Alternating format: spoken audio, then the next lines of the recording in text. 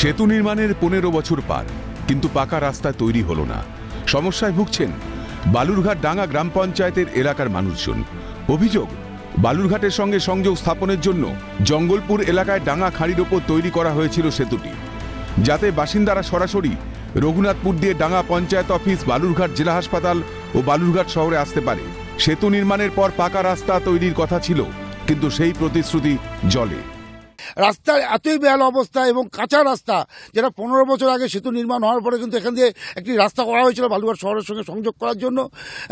কিন্তু সেই সেতু হয়ে গেলেও এখনো পর্যন্ত সেই রাস্তা তৈরি করা হয়নি এবং কাঁচা রাস্তা দিয়ে মানুষকে যেতে হচ্ছে। আমাদের দাবি রাস্তাটা যেন হয়, আমরা যেন তাড়াতাড়ি হসপিটাল বা পঞ্চায়েত অফিস, এখানে একটা এগ্রিকালচার অফিস আছে, এই অফিসগুলোতে তাড়াতাড়ি যেতে পারি। আমাদেরকে মোটামুটি 8 কিলোমিটার ঘুরপথে যেতে হয়। এই রাস্তাটা হলে এতই শর্ট হবে, মানে সেটা কল্পনার অতীত। 5 মিনিটে আমরা যেতে পারবো। প্রায় 4 থেকে 5টা গ্রামের লোক যেতে পারবে এই রাস্তা দিয়ে, খুব তাড়াতাড়ি হবে হাসপাতাল যেতে, এবং বিডিও অফিস আছে, আমাদের অঞ্চল আছে, অনেক কিছু সব কাজের জন্য আমাদের এই রাস্তা খুব ভালো। বর্ষার সময় আমরা জল ভাঙে যাই ওই পার, তাছাড়া হাসপাতাল গেলে পরে গাড়ি না গেলে পরে খাটে করে মেয়ে ছেলেদেরকে নিয়ে যেতে হয় হাসপাতাল। এই তো অবস্থা আমাদের রাস্তার। বহুত দিন থেকে রাস্তা কাদা, আমাদের যাতায়াত করা খুব অসুবিধা হয়। এই যে অসুখ হলে সরকারি হসপিটাল নিয়ে যাব, সেটা নিয়ে যাওয়া হয় না, ঘুরে যেতে হয়। যেতে যেতে রুগী হয়তো মারা চলে যায়।